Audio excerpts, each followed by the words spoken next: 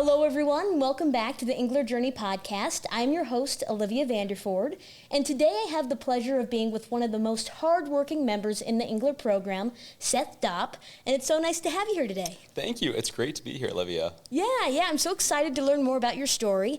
Could you start by talking about the Engler program and how you got involved in it? Absolutely. So my freshman year, I had no idea about the Engler program. And then it got into my second semester, and one of my friends told me, hey, you have a business. Here's this program that helps businesses grow. And I said, all right, I'm going to start showing up. Well, the issue was that I didn't have any time during the day, so I would show up right as the library would close at like 9-10 p.m. And then I didn't have access to anything yet, so I would just sneak into the Engler space, and I would stay here until like 2 or 3 a.m. working on my business plan, working on strategy. We had a big pitch coming up. And so I just worked here in the space, and then I emailed Michelle, and I said, hey, can you please give me access to things? And she said, well, I don't really know you that much. And I said, you know what? Fair enough. I hadn't met with Tom. I hadn't met with anyone. And so she said the first step would be to meet with Tom. And so I sat down with him one night, and we talked for probably 2 hours. And anything from just where I came from in Gothenburg, Nebraska, to how I got involved in UNL, what I was wanting out of my future, and then the business that I was running at the time. So that's kind of how I got started with Engler, and then stayed involved throughout the summer and the next fall, and then I was able to go through the initiation program then that following fall. Oh, cool. Yeah. So you just, as a freshman, you didn't know a lot about it, but then you started to get involved. So you took that initiative. That's kind of what the community is about, making your future. So what have been some of your favorite classes in the Engler program, and why do you think the program's unique? What do you love about the community? Yeah, so I am going to be one of the first people that will always say that I'm very anti-traditional education. I think that anything that you want to learn in a classroom, you can typically learn from picking up a book, reading it, going online, having real world experience. And I think that Engler sees that too, and they really drive that. That first time that I met with Tom, he told me that Engler is basically a pirate ship, and that why would you join the Navy when you can become a pirate? We are sailing the 7 seas, and the big thing that I like about Engler is our modules. Engler does all of these different modules. I've taken one on personal finance. I've taken one on real estate. The most recent one that I took is on thought leaders that Tom himself has personally selected. And then he teaches us everything that he believes and agrees with, and also his philosophy on, well, why would you listen to just one person or one person in this sector? You should be open to the ideas, even the ones that you disagree with, because maybe there's some truth there. And you've just been you've been isolating that for so long that you've been ignoring it. And maybe there's a lot of value there. So my favorite module is probably the thought leaders one. And the biggest thing that I think that I got from it is that stories are currency. And if they're currency, then you need to learn how to spend them. Because if you can't be able to talk about the things that you're passionate about the experiences that you've had, you're never going to be successful in business, because people love listening to stories. Yeah, so it really teaches you to think outside the box and think creatively about how you want to start a business. Why did you want to be on the executive team? How did you get started with that? So one of my good friends, Cade Weezy, he was on the team last year, and I kind of sat him down one night and I said, okay, I've heard that exec applications are open. I want you to give me every single reason that I should join, because with every reason you come up with, I'm going to come up with 5 reasons why I shouldn't join, and whichever of those lists are longer, then I'm going to go with it. So we sat down, and it was pretty quick. He probably gave me about half an hour, and at the end of it, the deciding factor was, he said, your vision of what Engler is and can be is going to be changed by being part of this leadership team. And I couldn't have anything to kind of rebuttal that. And so I said, okay, and I put in my application. But one thing is that I am big into Clifton strengths, and really just having your firm set of values, and then you just kind of branch out from there. One of my big values is being futuristic, seeing into the future, what is possible. And I see all of these different paths for where Engler can lead down. But if you're not focused on any of those paths, you're not going to be growing at all, and you'll probably end up imploding. So when I joined the exec team, that was one of the first things that we went over is, what is the one singular path that we want to lead Engler down? Because the purpose of the exec team, which is different from past years, is that we are now more of a strategy-focused team. We're more of an advisory board to the staff. So we're not as involved in the day-to-day things of Engler. That's more of the experience team side. And so a lot of the strategy is, well, if we want to be at 200, 500 members within the next 5 years, how are we going to be able to grow the program in a way that still aligns with our values today? Because Engler's not the program that it was when it started 12 years ago. Engler's not the program that it was 5 years ago or 4 years ago when I joined. So how are we going to make it so that we're staying in line with our values, but allowing the program to change and adjust as it grows? Yeah, so being on the leadership team, you've learned kind of these life skills of how to work with people and make decisions. And someone else that's a leader is Paul Engler. So what's the impact he made on your life?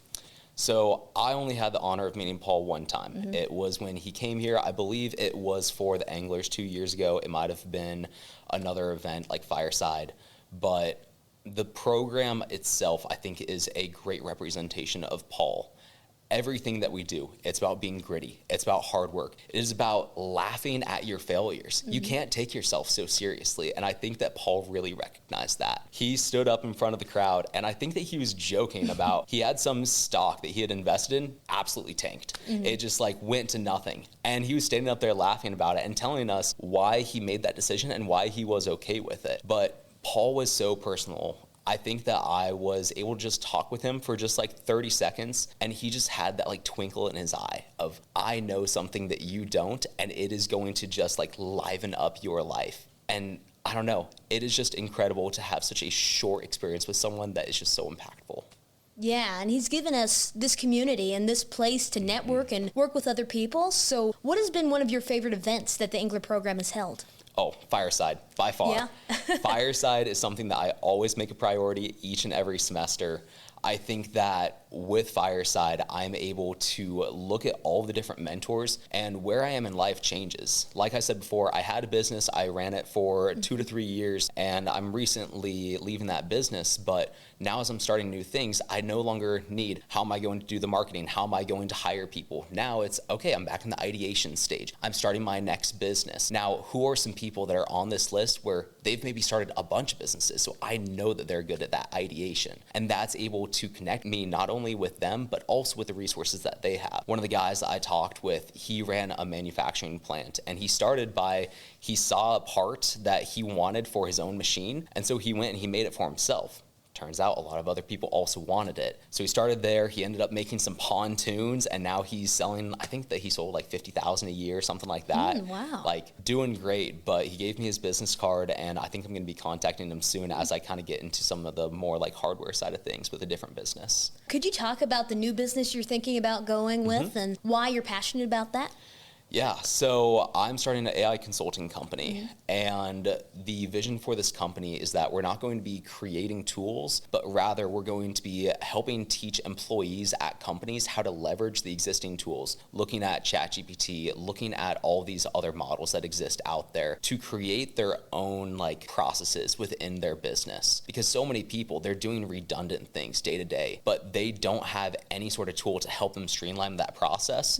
If you're doing the same thing, that can become a process, that can become a tool, and then you're never going to have to do it again. That is what I vision this company to be. I think that's kind of an interesting way of doing it because you're going to be helping people learn how to do AI and make it better for their lives. There's a lot of people who are very anti-artificial intelligence, and I think very much rightly so. We don't currently know exactly how it gets from point A to point B from where you enter, okay, what color of shoe should I wear today to where it spits out black or red or whatever the answer is. But I think that there are a lot of benefits to it that don't have to do with personal private information. And I think that that's one place where a lot of companies go wrong, is that they say, well, we can't use it on this confidential information, so we're just not going to use it at all. And that's just not the outlook that I think that they should have on it. I think that there's a lot of things where you can kind of abstract the process to a point of where you're not inputting any of that confidential data, and then because of that, then they're able to increase their output, increase their efficiency within the company, while also keeping that information safe and private just how they want it. Yeah, so just using AI as more of a benefit than just like worrying about it being something that's harmful. Yes. Yeah. less integration and more abstraction, I think. Yeah. So who do you play for with this business? That's a good question.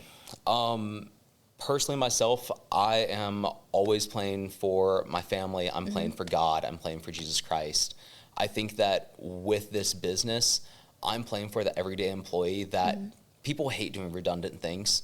Nobody likes doing the same thing over and over without it changing. I mean, there's a little bit of nuance there where it's like, okay, like this feels familiar because I've done it so many times and therefore I'm an expert in it. That's great. We want to help you become an even better expert than you already are. So by working for the everyday employee, I want them to be able to increase their output, which should be eventually getting them promotions, getting them raises, because the company should be making more money based off of the time that they're doing. So I'm hoping that eventually that money will flow back into the everyday employee. So instead of selling a product, really just trying to help other people make their businesses better. It's a service. Yeah, as a service. Cool.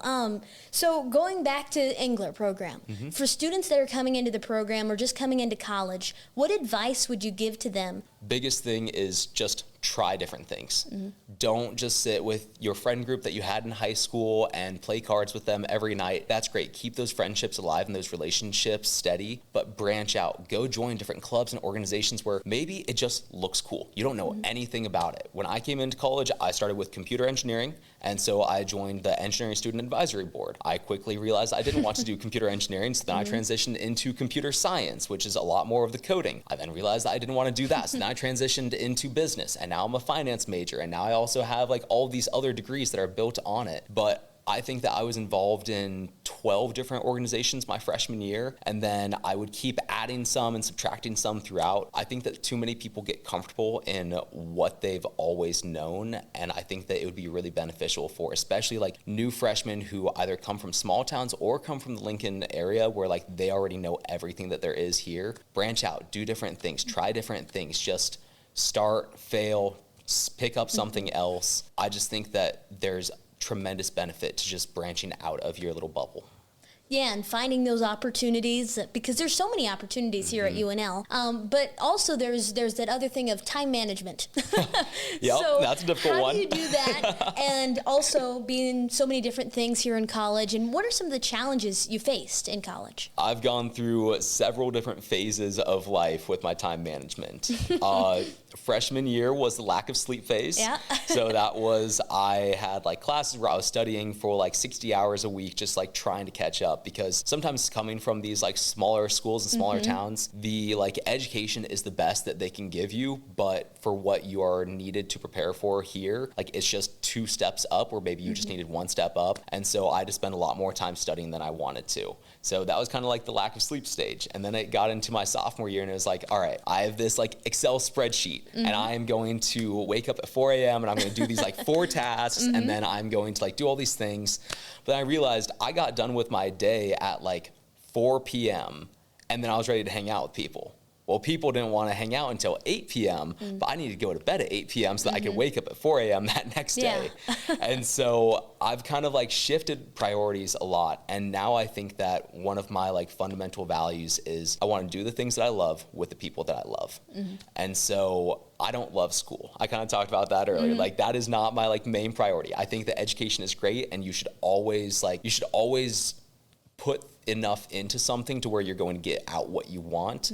But if you're not wanting maybe the 99% in class and you're okay with maybe getting a B in it because you're developing those relationships and you're doing more of the things that you really enjoy, who cares? That is your priority. So I think just like letting go of some of those societal expectations, that's been a really big thing for me. So just doing what you enjoy and what's going to benefit you and just finding that balance. So in Engler program, again, I want to go back to that, with the leadership team, the exec team, what's your favorite pillar? Oh, build. I am a big builder. When I was in, I think it was like 3rd or 4th grade, we went on a family vacation down to Colorado, and I think that we went to one of those like, oh, you can like pan for gold places. And in the gift shop, then they had one of those little paracord like bracelets where it was like all like weaved and woven together. It was like $25. I was like, okay, that's really expensive. And then I think I was with my mom, like the next week we had come back, we were in Hobby Lobby and she was like getting some like painting or whatever, something like pretty to go up on the wall. And I saw a paracord bracelet and it was like $5 for this like 10-foot long cord. And I was like, okay, well, that was $25 and that's $5. Like, there's a difference here.